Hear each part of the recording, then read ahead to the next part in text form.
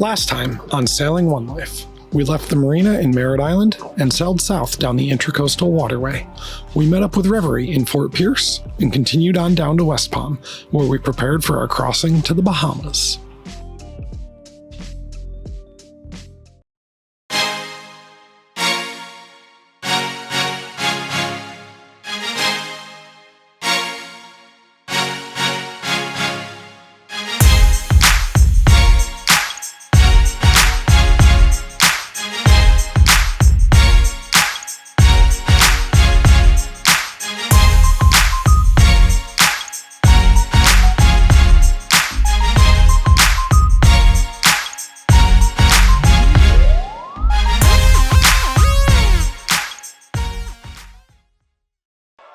We were definitely feeling some anxiety for the uncertainty that lay ahead. Although we had crossed the Gulf Stream to the Bahamas previously with our powerboat, this was different. We were now taking our home. With just a few hours of offshore sailing experience, we would now sail One Life 150 miles from Florida to the Bahamas. Yikes! Reverie, this is One Life. Mike, this is Reverie on 6'9". We struggled getting the main up. It kept jamming in the furler. I don't think we had enough tension on it when we furled it in last time. Having Reverie within radio range of us was relieving, and we contacted them frequently. I am doing my first swatch ever. Waves are just big swells. So far, so good. Hopefully we'll get a little bit more wind throughout the night so we can sail a little more. I'm feeling pretty good right now. Love the deep blue water, and I wish I would catch a fish. Got our lines out. Nothing so far. We continued on doing 4-hour shifts throughout the night. So it's about 3 a.m. and we just ran into a pretty heavy rain squall. Autopilot accidentally tacked. The engine pushed us back to the wind and got the sail straightened out. Now the wind's picked back up, and luckily it's not gusting too bad. It's only up to, 12 to 15 knots, but the rain is coming down hard, as I'm sure you can see. Eventful, interesting first night watch for me, I guess. Good morning. It's 9 o'clock in the morning. Pretty rough night. Autopilot crapping out around 4 a.m. or so. Just making some grinding noise and skipping the sips. But yeah, we've got another probably 16 hours or so it'll probably be arrival into the Berry Islands this evening. Between the rain, our autopilot failing, and 16 more hours to go, we were over it. But when life gives you rain, you dance in it.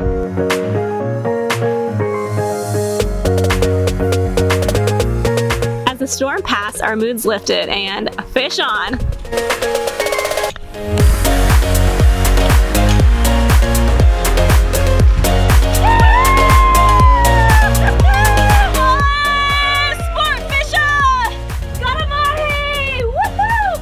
Fishing from a sailboat is a whole new game. You simply cannot throw the fish in the ice box and wait to fillet it once you get back to the dock.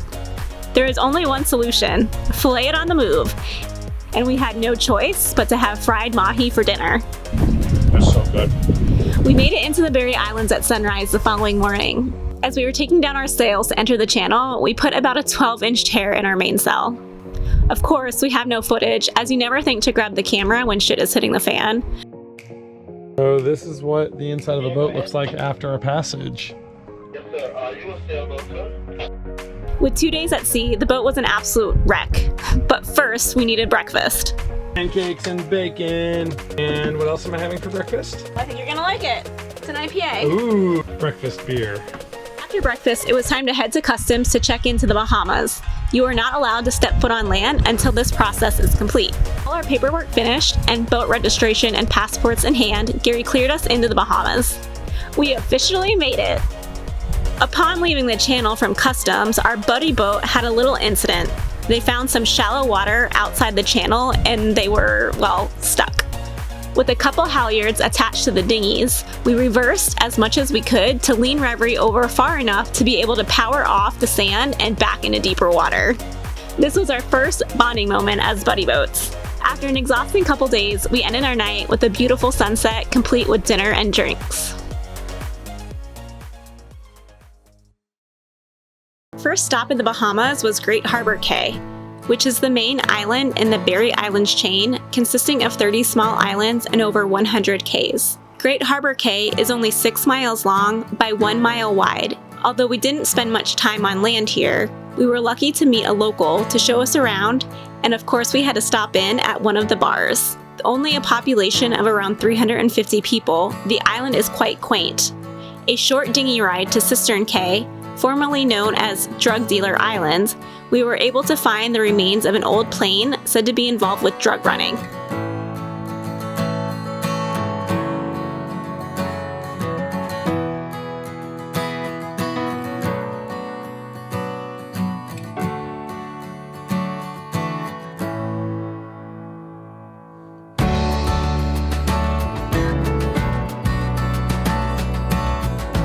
We also found some girls on a dinghy who needed a tow back to their boat.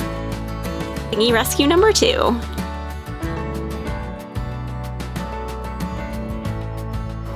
After a couple days exploring, we sailed around to the west side of Great Harbor to Pettit Cay, home of Sharks Creek.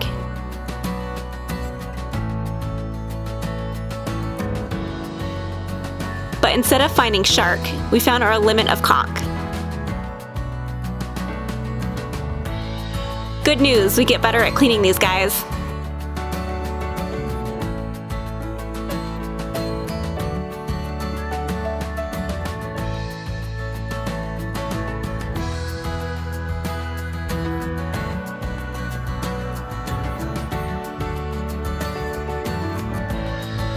Before heading on to our next anchorage, we checked out this sunken barge.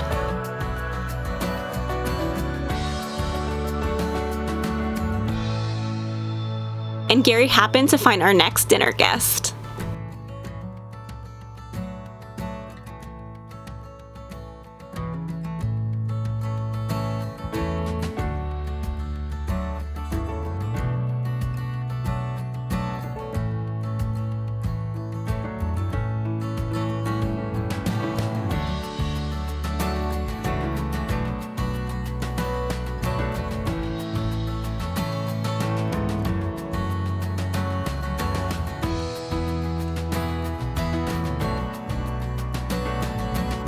After soaking in the scenery, it was time to move on once again.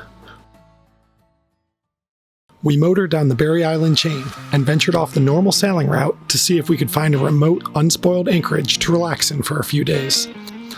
Once anchored, Brooke hand-stitched some repairs to our Dodger that we had been putting off, while I investigated our broken autopilot. We would need new gears from the manufacturer, so a lot of hand steering was in our future. We waited for some strong winds to pass, then it was time to explore. I took the dinghy out on a solo mission to check out the area. To get a better view, I decided to climb the tallest rock I could find. On the other side of the island was an epic-looking tidal flat. What a view. While I was off climbing rocks, Brooke was digging around under the rocks, and she scored a new fishing lure.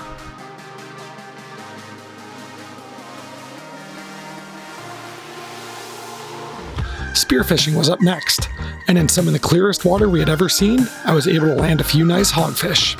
My freediving was still a work in progress, so I was extremely stoked to be diving down 30 feet and catching dinner.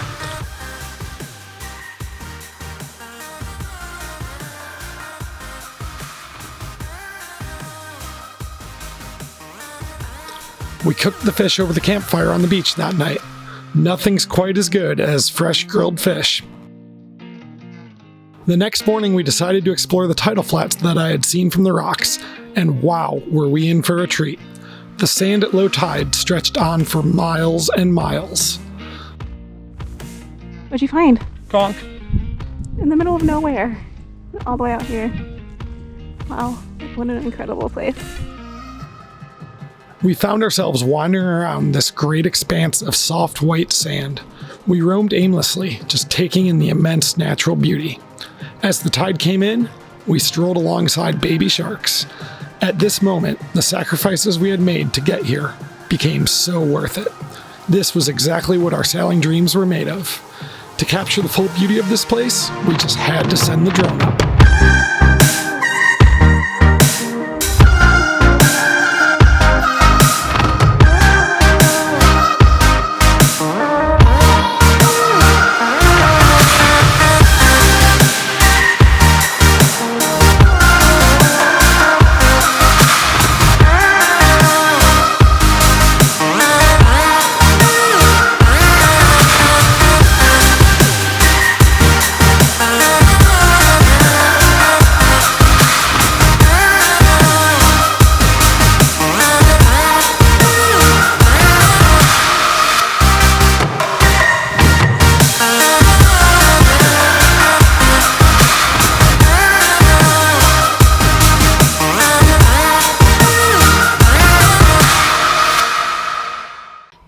Before heading to Hoffman Cay to hide from the next cold front, we check the SSB radio weather broadcast, which is at 6 a.m. every morning.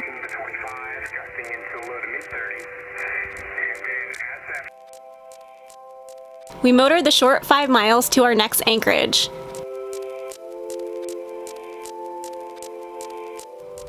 When hiding from fronts, we try to pick an anchorage with good sand holding, protected by reef or rocks to eliminate waves and swell. Every time we anchor in a new spot, we back down on our anchor to dig into sand and dive it to check it is buried in sand and not snagged on a rock. With this front coming, we didn't like the looks of our anchor here and moved a few feet into sand.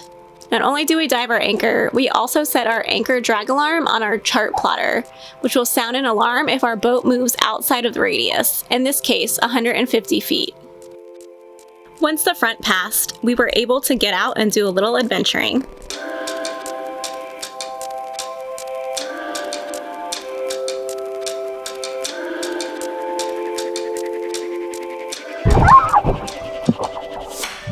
That'll be good, Joel. Put it. There it is. See the crab. I have to step on him.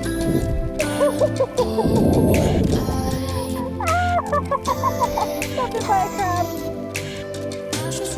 We heard there was a blue hole nearby, and there was no way we were leaving this anchorage without finding it. A short trail from the beach, and there it was.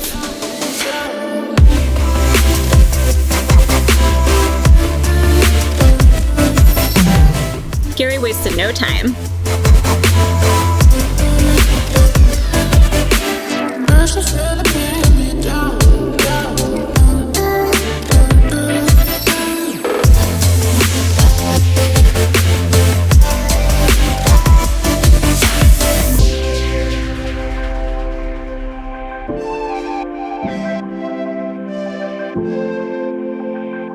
This place was simply magical, but once again, it was time to move on. Next stop, Nassau.